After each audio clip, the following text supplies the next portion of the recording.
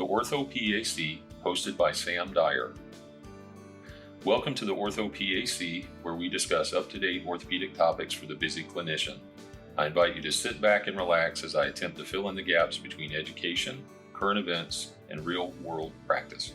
Listeners, today I want to welcome Kristin Burton. Kristin is a PA who works in pulmonary critical care, mainly hospital-based. And Kristin, you can update me if I'm saying this wrong. I do know one thing that's for sure. You have a passion helping PAs with personal financial issues, and we're very excited to have you on the podcast.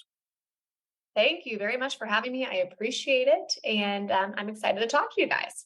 Kristin, let's talk a little bit about some specifics. And I wrote a paragraph on this to talk about, but I want to get your thoughts on it. You talk about, and by the way, I signed up for your free stuff and read some of it, and a zero budget. Could you talk about how important it is to make yourself a budget and talk about things like debt to income ratio and those kinds of topics so people can understand how important a budget is and why it's so important for your daily finances as well as your retirement plan?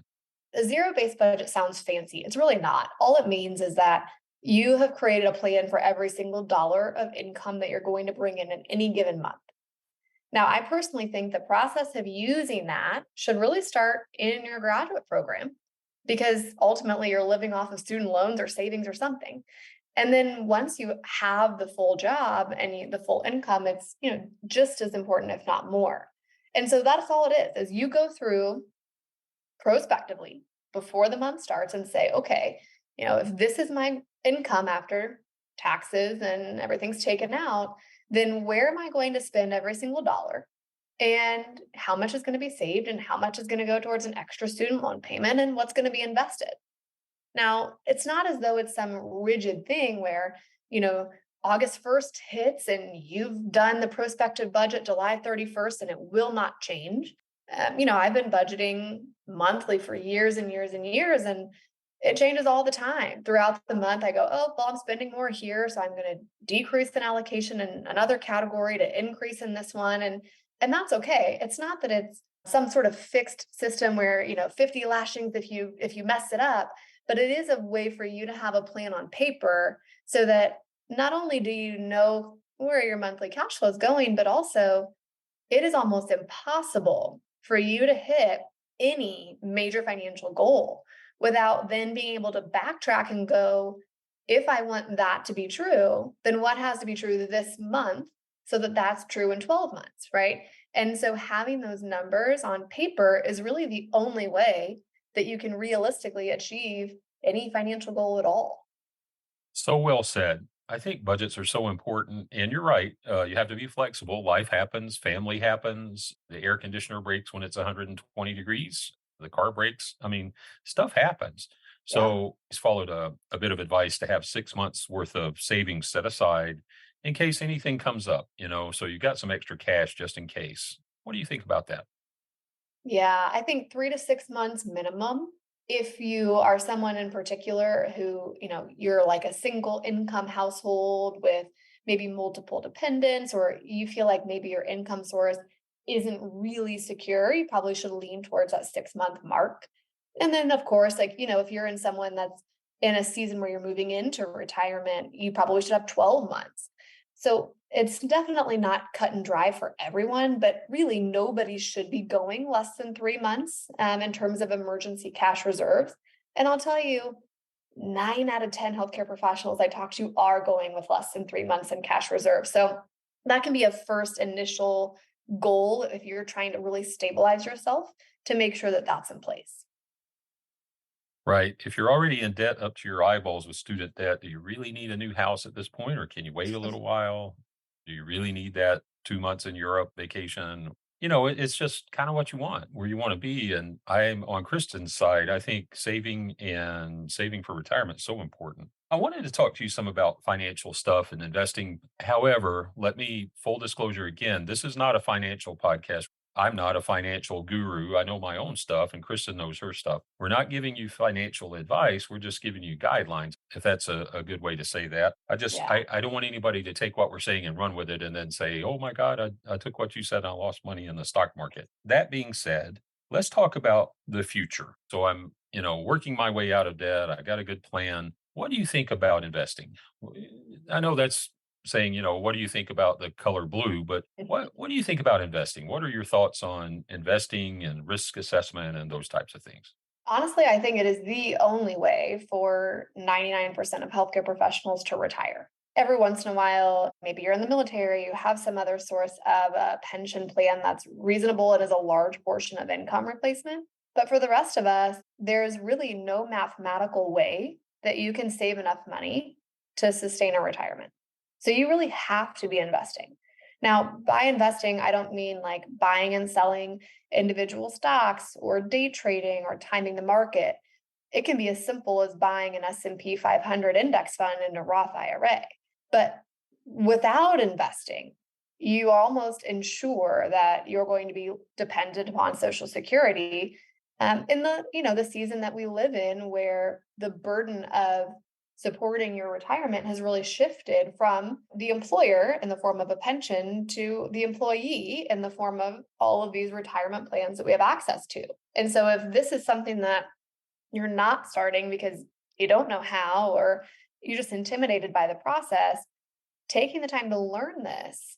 I always say this, and sometimes I get a little pushback, but I think it's true. Taking the time to learn this will ultimately earn you more money over your lifetime than you'll ever earn in medicine, which sounds kind of crazy. But the earlier you start this process, this should be something where your portfolio growth should really outpace your earnings. And, when that happens, you'll be, around financial independence or somewhere kind of in that mathematical mark.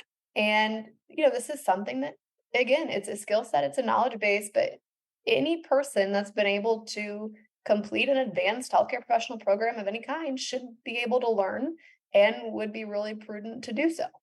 Absolutely. And it's more fun, way more fun when you work because you want to, not because you have to. I can Mhm. say that from personal experience, and it really does make a difference. Also, having that little nest egg, like you were talking about, 3 to 6 months, whatever, it gives you peace of mind. You can sleep at night. You don't think about everything. You think about, well, I'm okay. I'm doing fine.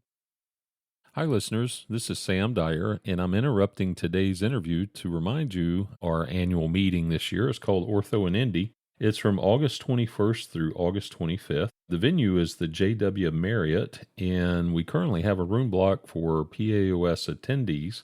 And then, if you'll look at the brochure on PAOS.org website, you'll see all the quality content that we have. Not only do we have world class speakers, we have workshops, optional mini sessions, food, social events. There's just tons of things going on. We hope to see you there. Along the lines of what you just said, what do you think about financial advisors? There are a lot of people out there that are willing to tell you how you should spend your money, how you should invest it. And I think I'm on your side. I think self education is very important to understand it. So if you are getting an advisor, at least be prepared and not just go in and say, I don't know what's going on. What do you think about that? Do you use professional help? I think financial advisors can be incredibly valuable, of course. And like any service, there's a fee for the service. And so I think one thing, going in and understanding the fee structure is incredibly important to begin with. So the industry standard is really to charge what's called an assets under management or an AUM fee. And most often it's around 1%, although I've talked to healthcare professionals paying as high as 2%.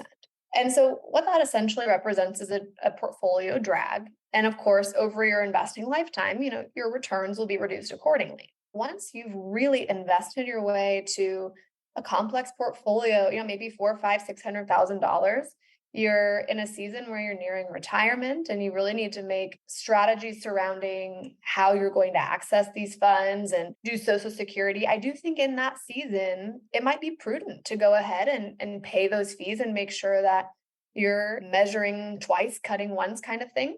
The issue I find is a lot of healthcare professionals sign up for something like that out of the gate. And maybe most of their investing through their 401k and then maybe a little bit through their Roth IRA.